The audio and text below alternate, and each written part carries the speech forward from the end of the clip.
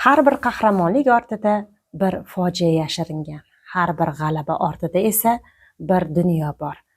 Biz tarix kitoblarida qahramonlar haqida eshitganmiz, ammo ularning ko'z yoshlarini ko'rmaymiz. Bugun biz siz bilan ana shu nozik chiziq haqida gaplashamiz. Qahramonlik va fojia o'rtasidagi chiziq. Bu Turkiston 138 podkasti. Erkin Vohidov nomidagi ijod maktabi. Assalomu alaykum.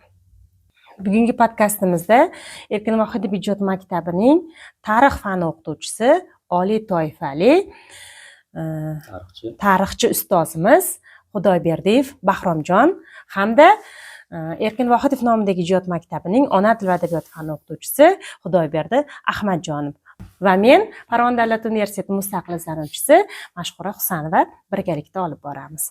Aziz YouTube tomosha qiluvchilari, aziz YouTube ko'ruvchilar, bugun podkastimizni bo'lajak muxlislari, bugun davramizda biz erkin suhbat, erkin fikr, erkin munozara olib boramiz.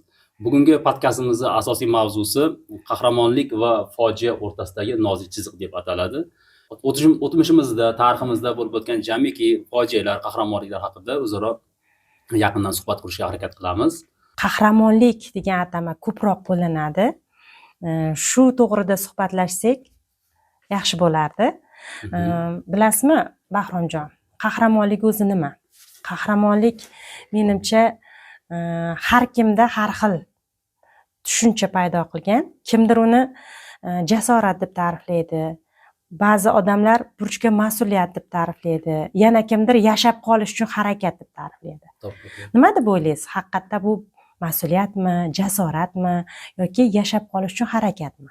Qahramonlik umuman olib qaraganda insonda insoniyligi, uni kimligi tig'iz vaziyatlarda bilinib qoladi-da. Masalan, qahramonni ham qahramonmi olishimiz, o'zbeklar bir aqlli gap bor, yov qo'ysa mard ko'payadi deydi. To'g'ri.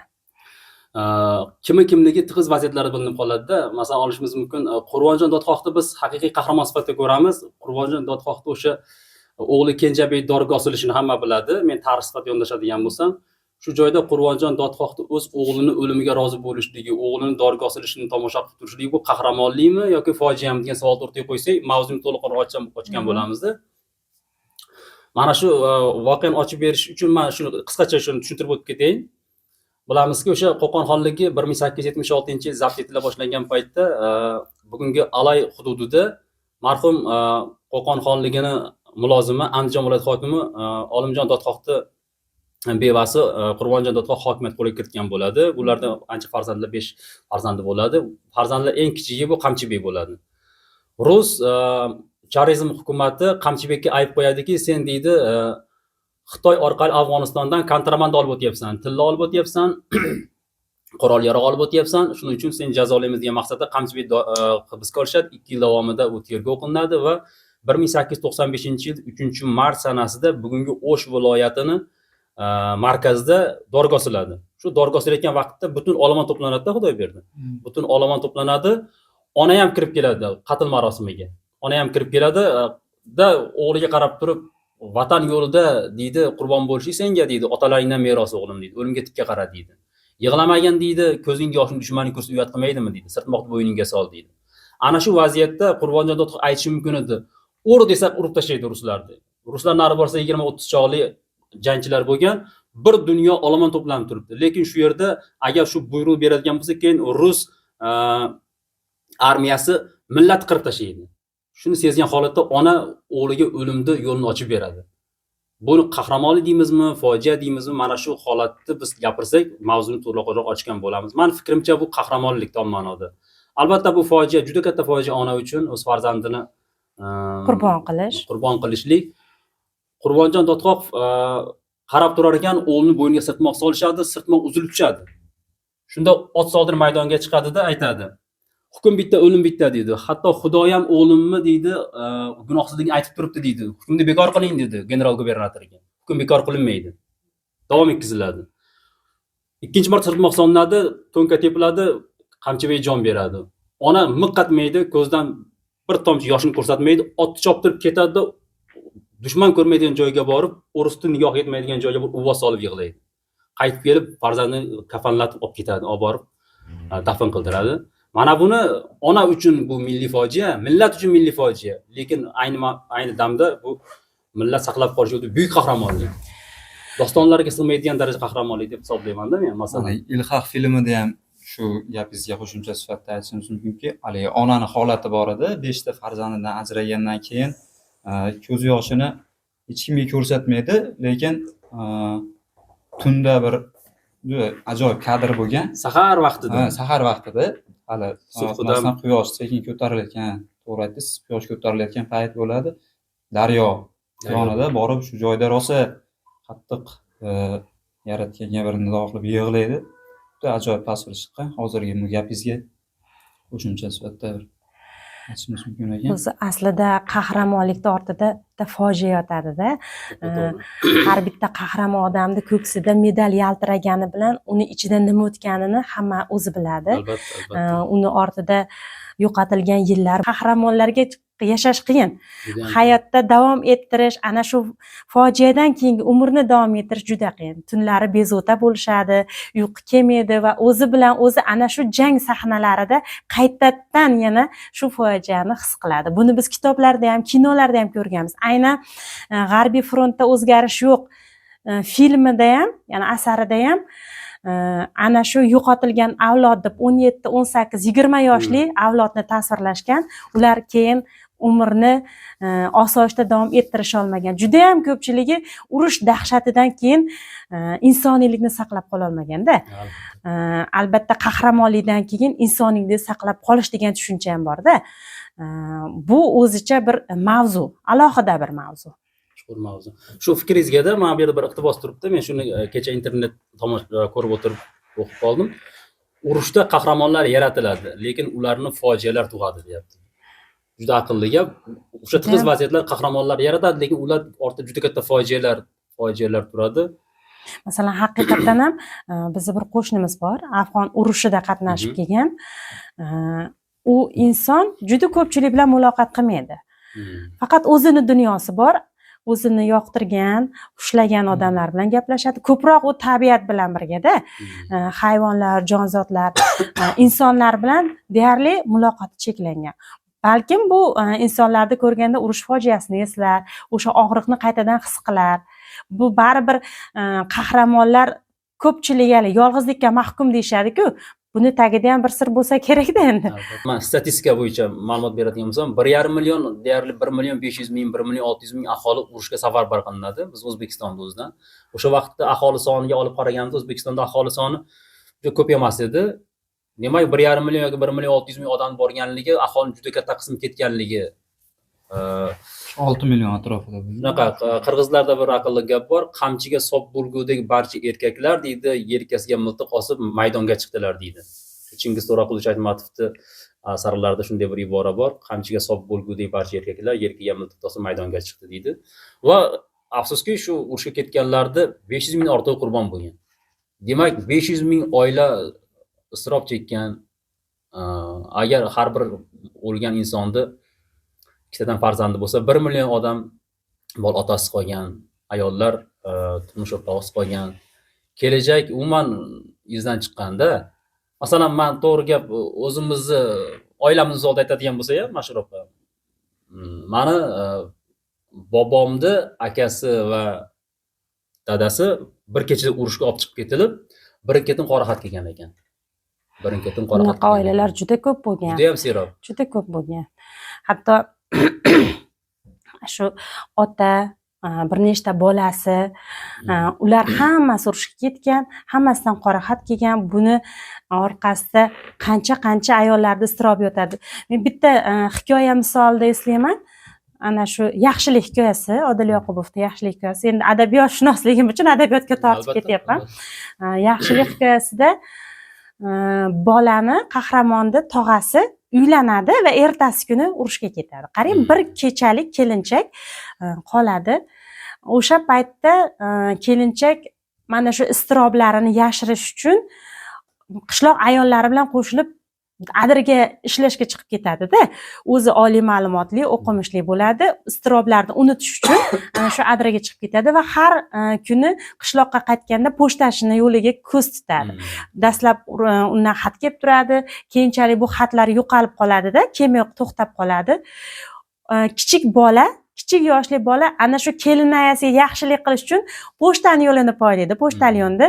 Bir kun xat ko'tarib kelganda, uni xatni olib, "Tog'amdan xat keldi" deb yugurib kiradi. O'sha paytdagi hayajon uni kelinayasiga yaxshilik qilmoqchi bo'ladi. Lekin ne ko'z bilan ko'rsinki, bu qora xat bo'ladi. Yaxshilik aksiga olib chiqadi-da, bola yaxshilik qilmoqchi bo'ladi. Lekin kelinaya uni kechirmaydi. Menga shunday yaxshilik qilmadi, yomonlik qildi deb kechirmaydi. Ayb unda edi.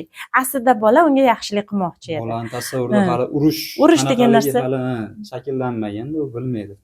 U O'tkir Hoshimovning Dunyoning ishlari degan asarida haligi Zebi Ayan taqdiri misoldan xuddi shunaqa voqea bo'ladi.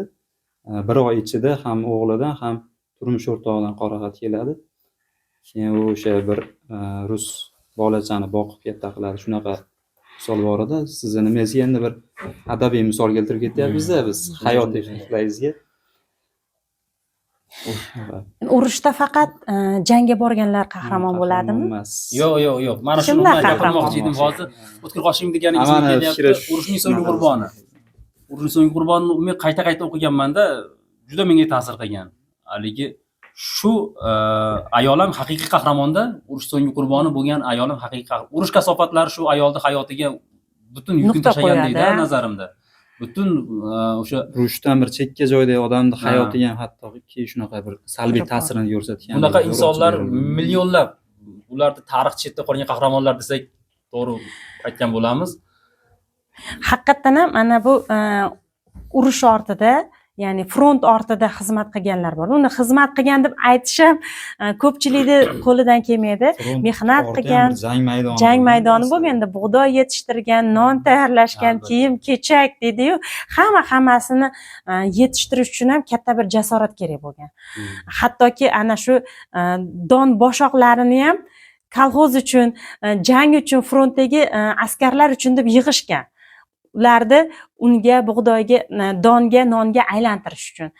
Har birini ortida juda katta bir fojia yoki ko'z yoshlar yotadi. Hattoki ana shu ikki eshik orasida Umar Zakonchining holatida-da bola boshoq teryapti, Umar Zakonchi shuni yeb qo'yding deb uradi-ku, bug'doy boshog'ini totib qo'yding deb. Endi u ham majbur bo'lganda, rais ham majbur bo'lgan shunga. Nima uchun? Frontdagilarga don yetkazib berish uchun. Xuddi mana shu gapingizga hayotiy voqeada 2011-yili student edim. Yazyavon Farg'ona avtobusgacha, odatda avtobus yurmas edim. Avtobus yurish men uchun noqulay tug'dirardi qandaydir, odam ko'p bo'lardi endi. Ochiqni aytish kerak, avtobuschilar imkon darajasida odamni avtobusga sig'dirishga harakat qilardi. Ketyapman, bugun Yazyavon tumanining Qoratepa qishlog'idan bir boboy chiqqan ekan. Yoshim 87 da degan o'shanda. Urush boshlanganda dedi, urush boshlangan vaqtda dedi, uyimizda hech narsa qolmadi dedi. Orqada gapirib ketyapti, eng orqada o'tirib ketgan ekan. Men eshitdimda avtobus o'rtasidan chol tomonga qarab surildim. Men tarixchiman ekan, Bo'lg'usi tarix fakultetida o'qiyman. Shu voqeani eshitgim keldi, surildim. Uyda hech narsa qolmadi dedi. Nima qilsam ekan deb o'ylasam deb biroz oldin makka sepgan ekanmiz dedi. Agorodga dedi, makka sepgan ekanmiz dedi. Do'ppimni olib ertamandan kechgacha dedi, 2 do'ppim makka terganman yerdan dedi. Sef qo'ygan urug'likni kovlab olib dedi. Uni olib tozalab, yanchib o'shani non qilib yeganmiz dedi.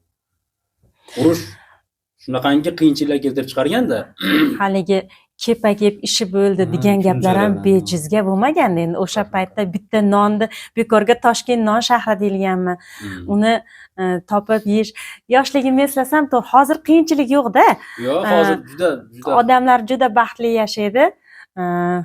Ayni 5-sinf paytimda 94-95-yillar bo'ladi. O'sha paytda bir qiyinchilik bo'lganda endi. Esimda, men esimda. Qiyinchilik bo'lgan.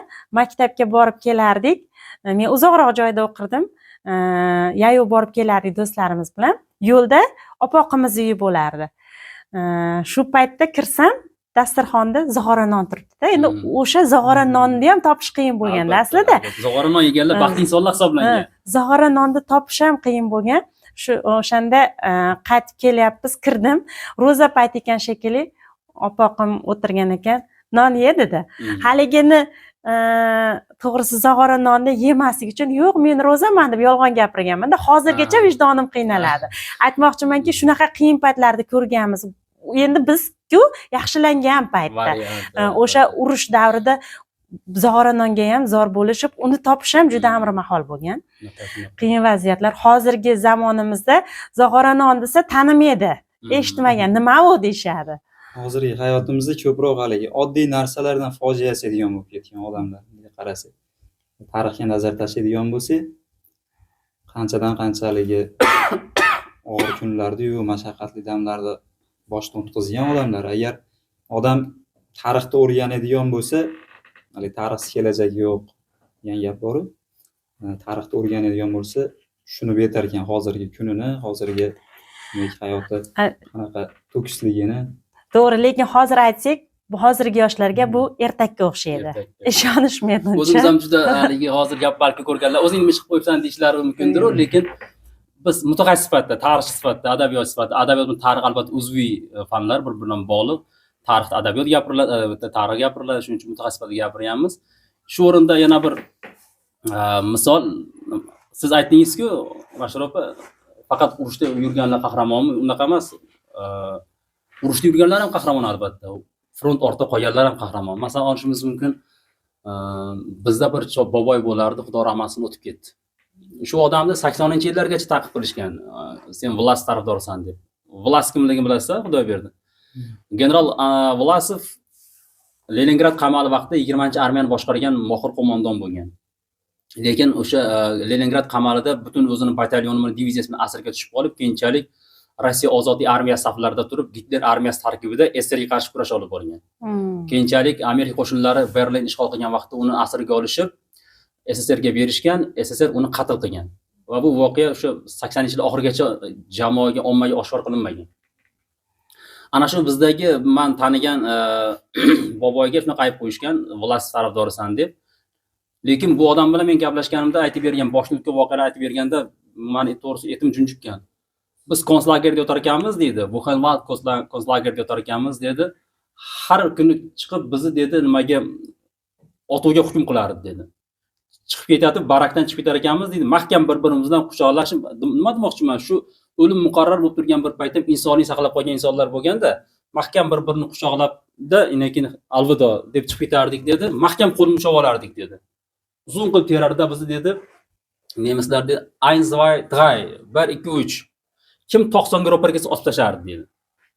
Shunaqa qilib men har safar safga chiqar ekanman, Xudo meni umrimni saqlagan ekan deb biror marta ham 90 ga tushmadim dedi.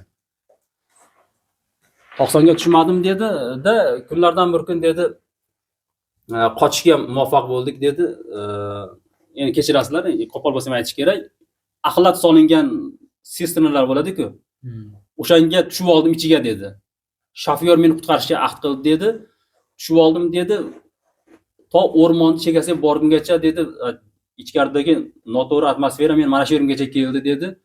Gazdan, zaharli gazdan bo'g'ilib o'lishimga bir baqiya qolganda mashina to'xtadi va lyuk ochildi dedi. Chiq deb shopir meni tortib oldi dedi. Shu yerda Xudo meni yana saqladi dedi.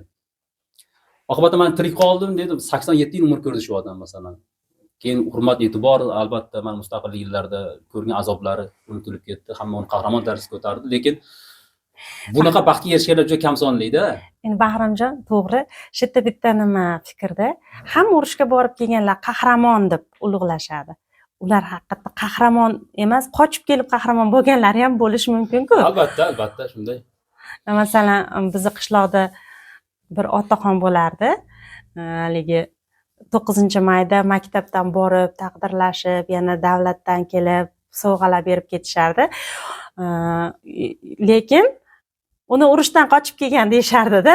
Endi aytmoqchimanki, ba'zan o'zi qahramon emas, lekin qahramon nomi bilan ulug'lanib ketganlar ham ko'p bo'ladi-da. Soxta qahramonlar. Masalan, aynan Shukurxon Mirzayevda bitta tabassum hikoyasi bor. Hikoyada Quyunqo'r boshini tiriklayin tutib kelish kerak bo'ladi. Jalil va Mo'min ota degan odam bo'ladi. mo'min quyin qo'rboshini yonida yurib, ota, begim deb uni xizmatini qilib, Jalil borganda quyin qo'rboshi o'zi men ahd qilganman, qasam ichganman, agar haqiqatdan mag'lub bo'ladigan bo'lsam, o'z ixtiyorim bilan hukumatga o'zimni topshiraman deb ont ichgan bo'ladi va shu ontini bajarish uchun meni bozorga olib boringlar, qo'limni bog'lab, o'sha yerda men o'z aybimga iqror bo'laman deydi. Bozorga yetib kelgungacha mo'min yuring endi deb keladida, odamlar boshlangandan keyin uni haligi qo'li bog'langan uchun yur oldimga tish deb xuddi o'zini tutgandek uni ana shu quyin qo'rboshini qo'lga tushirgandek qilib ko'rsatadida va o'sha bilan ordenlar oladi, qahramonga aylanadi. Sun'iy qahramonga. Aytmoqchimanki, hayotda shunaqa insonlar ham bo'lganda, fojiadan foydalanib qolib, o'zi qahramonlikni o'zi soxta yaratadi.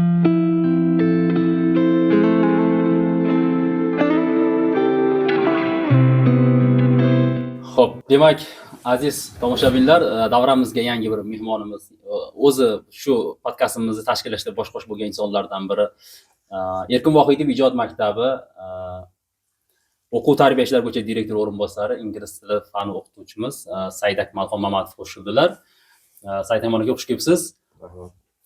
Mavzuyimiz o'sha, sizga aytgan mavzuyimiz urush va fojia, tarix chetda qolgan insonlar taqdiri haqida gaplashamiz. O'zingiz fikrlaringiz bilan o'rtoqlashsangiz, hozir biz yetib kelgan joyimiz urushda kim qahramon? Jangda bo'lganlarmi yoki front ortdagilarmi yoki asrlarmi? Har kim o'z boshidan o'tkazgan voqea hodisalar oqibatida qahramon bo'lganmi yoki fojia qurboni bo'lganmi mavzusida suhbatlashamiz. O'z fikrlaringizni bersangiz, marhamat. Albatta, podkastga tayyorgarlik ko'rish jarayonida ba'zi bir tarixda yuz bergan voqealar o'zimizni masalan qulog'imiz bilan eshitgan yoki o'sha tarixiy kitoblarda yoki aytib o'tilgan voqealar bilan tanishib chiqdim. Masalan, mana asirlikka tushgan askarlar hayoti, ular taqdiri haqida shu qiziqdim ko'proq. Endi masalan, urushga hech kim asirlikka tushaman deb bormaydi hech qachon birinchi navbatda. Endi o'sha davrdagi o'sha asosan mana ikkinchi jahon urushi haqida gapirilayotgan bo'lsa, o'q-dorining yetishmasligi yoki o'sha bir har xil yetishmovchiliklar sababidan ham asirga tushib qolgan nimalar bor. Lekin shu sobiq SSR davrida bularga nisbatan, ayniqsa Stalin qatag'on davrida bularga nisbatan xoin nazari bilan qarash bo'ldi. Shaxsan meni o'zimni buvimni dadalari ham xuddi shu holatga tushib qolgan. Men o'zim kichkinaligimda opa dadalardik gaplashganimizda urushga o'sha boshlang'ich nuqtasida ketishgan. O'sha 41-yili urush boshlanganda, lekin salkam 13 yilda qaytib kelishganda, ular o'sha asirlikka tushib, keyin urush tugagandan keyin o'sha sobiq SSR hududiga qaytarilganda, deportatsiya qilingandan keyin bularni kutib olib, o'sha Ukrainadagi ko'milkonlariga o'sha qo'pol muomalada bo'lib jo'natishgan va u yerdan o'sha eson-omon oilalari qaytib kelishdi. Bo'yatganingizda siz o'sha kamera tashqarisida tinglab o'tildim, uzoq umrlarga o'lishgan. Endi ularga xoin nazari. Xoin nazari bilan qaralgan o'sha davrlarda. Lekin Stalin davridan keyin ozgina yumshatishlar bo'ldi, lekin mustaqillik yillarida bunga o'xshagan ancha shu nimalarga ham, o'sha urush qatnashchilariga ham o'sha reabilitatsiya masalalari ko'rib chiqildi. Bularga o'sha har xil o'sha mana g'alaba kuni yoki o'sha 9-may arafasida ularga ham o'sha yo'qlashlar, boya siz aytib o'tganingizdek, ularda ham qo'shilib ketdi. Lekin shu urush qatnashchisi o'sha yillarda urushda qatnashgan, front ortidami, front ichidami qatnashganlarga hozir endi ular ham hozir juda kam qoldi. To'g'risi endi uzoq yil bo'ldi. Juda ham. Shuning uchun shu masalalarni ham bir ko'tarmoqchi edim, aytmoqchi edim shu. Albatta, hech kim urushga asirga tushaman deb bormaydi. Zotan o'lib qolaman deb albatta, asirga tushishlikdan ko'ra og'ir narsani o'zi yo'q. Unda asirga tushgandan ko'ra jang maydonlarida o'lib ketishdan ko'ra, menimcha o'lib ketish zavqliroq bo'lsa kerak deb o'ylayman. Asir o'z nomi bilan asir. Asir o'z nomi bilan asir o'sha keyin mana qarang, haqiqatdan ham haqiqiy hayot bilan kinolarda farqlari bor-da. Qahramonlarda odatda kinolarda mukammal, to'kis qilib yaratishadi. Haqiqatdan ham qahramonlar shunaqa bo'lganmi? Kinolardagidaqa savolda mana. Qiziq savol. Xudo berdi, siz fikringiz qanaqa shu savolga? Menimcha hayotdagi odamlar hali kinoda hayotda shunaqa qahramonlik ko'rsatgan odamlarni qahramonligini kinolarda hali bilmadim, to'liq ochib berishadigan yo'q deb o'ylayman, mani fikrim. Albatta. Chunki u hayotda bo'layotgan jarayon shunaqa qiyinchilik boshdan kechirishi, urush ichini o'zi, misol kinoda aktyor rol o'ynayotganini his qilib turadi-da, urush ichida bo'lmaydi baribir. U urush haqiqiy urush ichida turgan askar nimani his qilayotganini ming professional darajada aktyor bo'lsa ham his qila olmasa kerak. Shuning uchun qaysidir darajada bilmadim, endi meni fikrim hali bu darajadagi mukammal qahramon yoritib berisha olmagan deb o'ylayman bir filmda.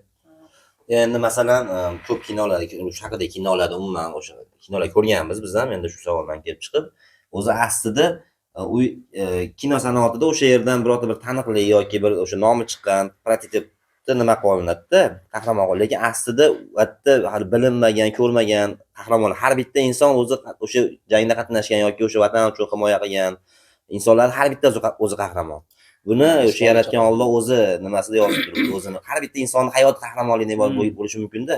Ularni endi kino orqali har bittasini ochib berish iloji yo'q. Men o'ylayman, haqiqatan qahramonlar bitta odam emas. Bir nechta qahramonliklarni birlashmasida, Xudoyberdi aytgandek, u oddiy biz uchun uni bitta yog'ochni olishi ham o'zi uchun qahramonlikda. Haligi O'tkir Hoshimovda bitta gapi borki, o'lim oldida turgan odamni ko'z oldida sekundlarda butun hayoti o'tadi deydi-ku. Ana shu jangdagi askarlarni ham ko'z oldida har soniyada, har daqiqada butun umri tug'ilgandan o'sha davrigacha bo'lgan oldidagi gavdalanib turganda otasi, onasi, bolasi, o'rtog'i, do'sti, hattoki birinchi qadam tashlagan esida bo'lsa, hammasi ko'z oldidan o'tib turadi. Kinolarda buni tasavvur qilish qiyin-da, aks ettirish, yetkazib berish qiyin. Urush jarayonlarida insonlar qanday hodisalarni boshdan kechirgan, qanday hayajonlar, qanday iztiroblar o'tgan, uydan bir xat kelsa qanchalar xursand bo'lganligi yoki bo'lmasam frontdan turib uyga xat jo'natilganda uydagilar qanchalar xursand bo'lganligi. Mana masalan biz bugungi zamonaviy texnologiya asrida yashayapmiz. Yaqinlarimiz bilan telefonlashamiz, masalanda orada yarim soat o'tgandan keyin yana xavotir hissi boshlanadi. Yaxshimikin? Yaxshi yuribdimikin? Muammosi yo'qmikin? U davrlarda xat kelsa, xat qachon yozilgan? Masalan, xat 2 oyda yetib kelgan bo'lsa, xatni oladida, bu xat yozgandan keyin uning taqdiri nima bo'lgan? Buni Xudodan boshqa hech kim bilmaydi o'sha vaqtda. Mashrob o'tganman, haligi nimani yozdim-ku, xat keldi degan Chingiz Aytmatovning ukasini asan tarjima qildik-ku. Xat keldida shu obrazni yaratib berilgan. Shuni aytib bersam maylimi, qisqa qilib? Chingiz Aytmatovning ukasi Ilgiz Aytmatov 9 yoshida pochtani yo'llik qila boshlaydi qishlog'ida. Men deydi, xatlarni olib boraman deydi, xuddi boyasida aytganda ayb mendagidek hamma meni qarg'aydi deydi. Qorxat olib kelding menga, yuqori kelsang bo'lmasmidi? Kazo va hokazo deydi. Oqshomlari kelib deydi, men yig'layman, onam meni quchoqlab yig'laydi deydi. Senda ayb yo'q bolam deb deydi. Qancha oilalarga baxtsizlik olib boryapman, oy desam, oyim senda ayb yo'q, bu urush kasofat deb meni yupatadi deydi. Shunday kunlarda birida dedi, qishlog'imiz chekkasidagi bir kampirga xat olib borib berdim deydi. Afsuski bu xat qora xat edi deydi. Kampirda o'zi 2 o'g'li qolgan edi deydi.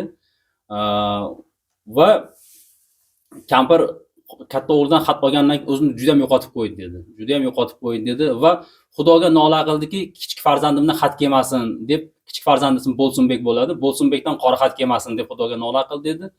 Buni qarangki, oradan bir hafta o'tmasdan ikkinchi qora xat ham keldi. Bu Bo'lsunbek qora xati edi deydi. Men deydi, xatni qanday qilib olib borib berishni bilmayman deydi. Xatni ryukzagimga solib olib ketar ekanman, Xudodan so'rayapman deydi. Shu soy men oqizib ketsa-yu, soyga qo'shilib menga qo'shib xatlarim oqib ketsa, men shu kampirga ro'bara kelmasam deydi. Lekin olib borishga majbur edim, oldiga bordim, lekin qora xatni bermadim dedi. Ro'para borishim bilan kampir har safar aytar dedi, Ilgiz jon bolam, menga hech qachon qora xat olib kelmagin. Men buni endi qayta ko'tara olmayman deb aytar dedi. Shu gap quloqim ostida qo'rg'oshinda quyilib qolib dedi. Xatni bera olmadim dedi, olib kelib nima qilishni bilmadim, sondiqda bekitib qo'ydim dedi. Bu orada dedi, haftalar ketdan oylar ketdan yillar o'ta boshladi. Kampir deyarli har kun meni uyga kelib to'polon qilardi dedi.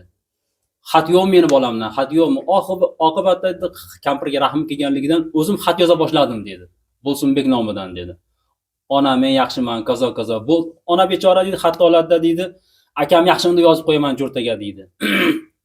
ona bechora qaraydida deydi, bechora bolam akasini o'lganini bilmaydi deb yig'laydi yana deydi. Unga sal meni qo'rquvim yanada oshadi deydi. Shunday qilib kunlardan bir kun dedi, pochta markaziga borsam, navbatdagi xatlar olib ketgani kelmasam, "Ilgis xabaring yo'qmi?" dedi pochtachi ayol. "Yo'q, urush tugadi. Hozir xabar keldi, urush tugadi" dedi. Men o'sha kun, o'sha sekundgacha dedi orzu qilib kutardim dedi, Bo'lsinbekda o'lgani yolg'on bo'lsa edi deb orzu qilardim dedi. Tarvuzim qo'ltig'imdan tushib, endi ham qora xat olib borib berar ekanman dedi kampirga deb. Pochta binosi tark etib 100 metr nariga yurganda orqadan pochtachi ayol chiqadi-da, "Ilgis shoshmay tur, senga bir xat bor. Esingdan falon yil muqaddam falon seni qishlog'ingdagi falonchi Bo'lsinbek haqida qora xat kelgan edi. Shu qora xat noto'g'ri kelgan ekan. U og'ir yarador bo'lib gospitalda yotib ekan, yaqinda qaytarishar ekan" dedi. Men dedi o'zimga sig'mayman dedi. Olib borib xatni dedi kampirga berdim dedi. Oradan yillar o'tdi dedi. Kampir ana shu qilgan ishlarimni guvohi bo'ldi, unga ochiqladim bo'lgan voqealar dedi. Va bu odam uzoq yillar Bo'lsinbek hayot kechirdi, kaza. Mana shu bola 9 yoshli go'dak ham haqiqiy qahramonda. Tom ma'nodagi qahramon hisoblanadi. Siz aytmoqchi, nafaqat urush jabhalarida, frontlarda, front ortida turgan millionlab qahramon misollari bor. Bir-birini ko'ngliga ozor bermaslik uchun xatni yashish, Asror bobo hikoyasida borda, u-ku pochtalyon ekan. Lekin chol bilan kampir yakka yagona o'g'ildan kelgan xatni otasiga og'ir botadi deb kampir yashiradi. Kampir Xohlagiga ham boxabar bo'ladi. Kampir bilib qolsa og'rinadi deb chol berkitadi. Bu yerda haqiqiy jasorat yotadi-da. Bir insonni ko'ngliga ozor bermasligi ham bu qahramonlikdir o'zi aslida. Mana shu yerda siz aytgan Ilgizni ham harakatlari qahramonlik. Yana bir savolni ko'rib qoldim hozir. Urushda ayovsiz bo'lish kerak degan bir qarash bor. Bunaqa sharoitda deyilyapti, insoniylikni saqlab qolishning o'zi qahramonlik emasmi? Albatta, mana shu savolga tayyorlanish jarayonida men bir narsa ko'rib chiqqandim. Albatta, urushda faqat g'oliblar. Winston Cherchillda shunday bir gap bor. Urushda faqat kuchlilar yashab qoladi, hayotda moslashuvchanlar yashab qoladi deydi Winston Cherchill. Lekin o'sha vaqtlarda urushlarda o'zgarishli qonun qoidalari bo'lgan ekan, xudo berdi. Urushlar, masalan, dastlabki urush qonun qoidalari miloddan 2000 yil muqaddam Bobilda, Hammurapi qonunlarida aytilgan ekan. Hammurapi aytgan ekan, kuchlilar kuchsizlarga zulm qilmasin degan ekan. Ana undan keyin Tavrotda, Injilda, so'ngra Qur'onda o'sha urush qonun qoidalari berilgan ekan. Hazrat Abu Bakr xalifamiz Hazrat Abu Bakr ham o'z askarlariga urush qonun qoidalarini tushuntirgan ekan. Masalan, aytishimiz mumkin, to'xtanglar ey odamlar, sizlarga jang maydonida yo'l ko'rsatuvchi 10 ta qoida beraman degan ekan. Ya'ni masalan, xiyonat qilma va to'g'ri yo'ldan olma, siz o'lik jasadlarni tahqirlamasligingiz kerak degan ekan. Hattoki mana shu urush qonun qoidalarida o'liklarni tahqirlamaslik haqida yoki bo'lmasam urush vaqtida na bolani, na ayolni, na qari odamni o'ldirmang, ayniqsa meva beruvchi daraxtlarni ham saqlab qoling degan ekan. Agar mabodo urush qoidalari talab qiladigan bo'lsa, meva bermaydigan daraxtlardan mayli foydalaning degan ekan. Bu umumiy urush qonun qoidalarida. Demak, mana shunaqangi urush jabhalarida ham inson saqlab qola bilish kerak ekan. Oddiy masalan Mowgli asarida beriladi-ku. Mowgli'da o'sha hayvonlar suvsizlik vaqtida suvloqqa borganda changalzor qonunlarda Kipling aytadi-ku, masalan, suvloqda hatto hayvonlar bir-birini ovlamaydi deydi. Mana shu o'rmon qonun qoidalari bunday qilib aytganda urush qonun qoidalari hisoblanadi-da. Insonni saqlab qola olgan odam qahramon bo'lsa kerak. Mening fikrimda. Lekin insoniylik qilaman deb o'zini hayotini qurbon qilganlar ham bor-da, to'g'rimi xudo berdi? Tushda kechgan umrlarda Rustamda do'sti bo'ladi. Aynan shu Afg'on askari bilan qandaydir vaziyat bo'ladiki, to'qnash kelib qoladi, qo'lida avtomat o'zini, lekin narigi askarning qo'lida, raqib qo'lida hech qanday qurol yo'q.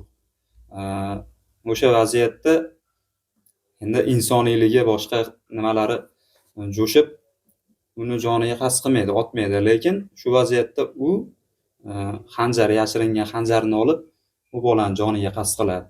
Va shu jarayonda endi insoniylikni bir tarafdan ko'rsatilyapti, insoniylik namoyon bo'lyapti, lekin insoniylik qilganligi uchun o'zini bu yoqda joni jabr ko'rib vafot etyapti. Shunaqa ta'sir keladi. Mana bu o'sha yaqin kunlarda bir o'zbek qahramonlari o'sha Niderlandiyani Amersfoort konslagerida ularni ko'rsatgan qahramonligi shu o'zbek ta'sirchilari tomonidan shu arxivlarni o'rganishlar natijasida shu narsa ochildi va bu haqida kino ham qilindi. Shunda ham mana bizni ko'rishimiz mumkinki, biz shundan haligi g'ururlanamiz. Ota bobolarimiz o'sha urush holatida ham, ya'ni ochlik hech qanday holatda ham o'zlarini asl o'sha insoniyligini yo'qotishmagan. Albatta, boya siz aytib o'tgandek, tarixdan qonun qoidalar, urush haqida ham boshqa jamiyat turishlar haqida ham qonunlar bo'ladi, lekin albatta insonligini saqlab qolish kerak. Qanday vaziyat? Endi 5 qo'l barabar bo'lmaganidek, urushda ham yo'qotishlarsiz bo'lmaydi albatta. Bu yerda jarayon juda katta bo'lgani uchun nazorat ham masalan qo'ldan chiqib ketishi mumkin. Masalan, ba'zi bir tarixda shunaqa voqealar ko'p bo'lgan. Mana yaqin tarixda ham, uzoq tarixda ham masalan urush jinoyatlari juda ko'p amalga oshirilgan.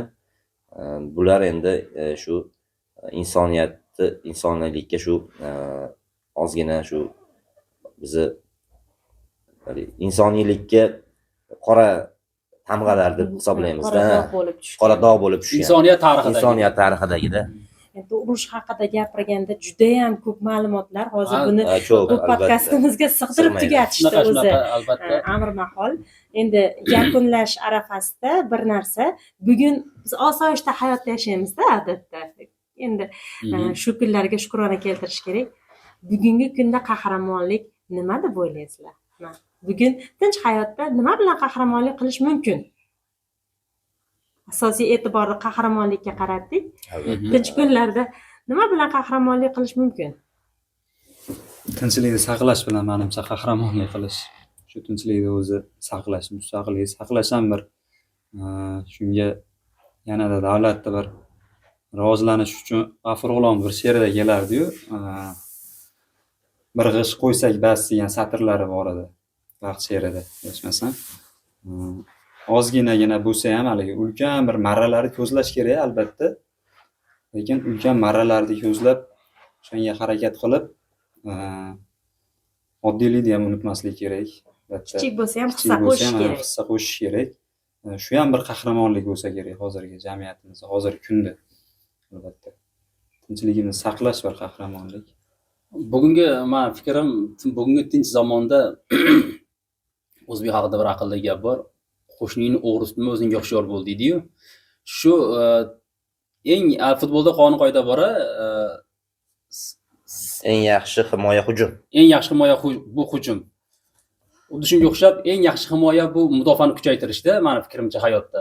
Shunday bir mudofaa salohiyatini, shunday bir ilmiy salohiyat kuchaytirish kerak edi demoqchi bo'lgan. Tinchlik vaqtdan foydalanib, tinchlik doim abadiy bo'lmaydi. Masalan, men tarix sifatida aytishim mumkin.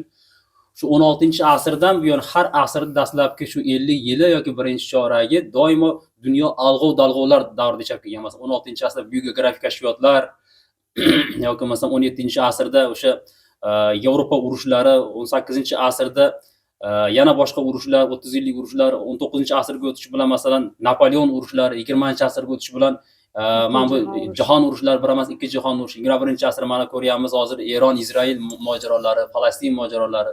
Kimlar yashab qoladi? Kuchlilar yashab qoladi. Demak, bu tinchlik vaqtida ilm fanni rivojlantirib, o'zbek ilm fanini taraqqiyotiga olib chiqqan insonlarni qahramonlar deyishimiz mumkin. Men fikrimda hozirgi vaziyat shu tinchlik zamondan foydalanib ilmimizni kuchaytirib qolmasak, ertaga masalan nima bo'ladi? Buni faqat bugungi tig'iz vaziyatda Xudo biladi, yaratganda o'zi biladi. Keyin hozirgi kunda ma'naviy xurujlar ham avj olgan. Internet tarmog'i keng rivojlandi. Bu bir hisobdan yaxshi foyda, ilmiy tomondan ham, ma'naviy tomondan ham, dunyodagi yangiliklarni ko'rish, insoniyat hayotidagi og'ir mashaqqatlarni yengillashtirish uchun bu texnologiyalar yaxshi, lekin buni ortida yana bitta fojia bor, ma'naviy xurujlar. Ya'ni o'z-o'zidan yoshlarning ma'naviyati, dunyoqarashi, milliy qadriyatlarni o'z-o'zidan unutib borish yoki uni yo'qotishga qaratilgan turli xil fitnalar bor. Men o'ylayman, bugungi kunda ana shu fitnalarni daf qila olish yoki uni ortidan ergashmaslik, haqiqiy milliy qiyofani saqlab qolish ham bitta qahramon. Albatta.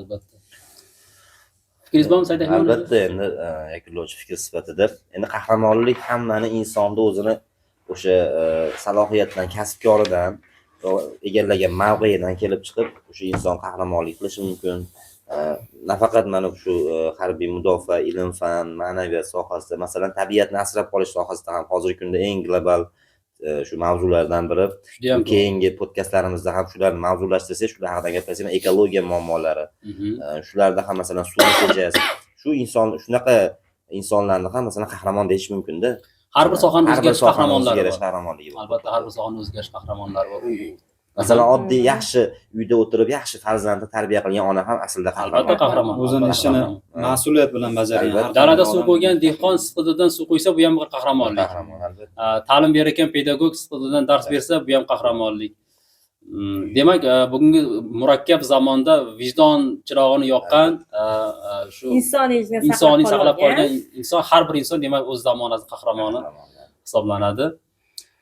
Keyingi podkastlarda bundan ham yaxshiroq mavzularni birgalikda muhokama qilib boramiz. Aziz bizni kuzatib borayotgan tomoshabinlar, izohlarda fikrlaringizni kutib qolamiz. Bu bizning birinchi sonimiz bo'ldi. Biz maydon beramiz. Kimda kim qiziqsa, hayotiy misollar bilan qandaydir o'zini qiziqtirgan mavzular yuzasidan kelsa mehmonimiz bo'lishlari mumkin. Birinchisida to'g'ri turli kamchiliklarimiz bo'lgan bo'lishi mumkin. Ba'zan noto'g'ri fikrlar bildirib qo'ygan bo'lishimiz mumkin, lekin bu ham o'zimizning erkin fikrimiz bo'ldi. Keyingi podkastlarda imkon qadar mana shu kamchiliklarimizni bartaraf qilishga harakat qilamiz. Winston Cherchillda shunday bir iqtibosi bor. Qadam tashlang, yo'l o'zi topiladi deydi. Biz qadam tashladik, yo'l topmasak ajab emas. Sog' bo'linglar. Sog' bo'ling, Keyingi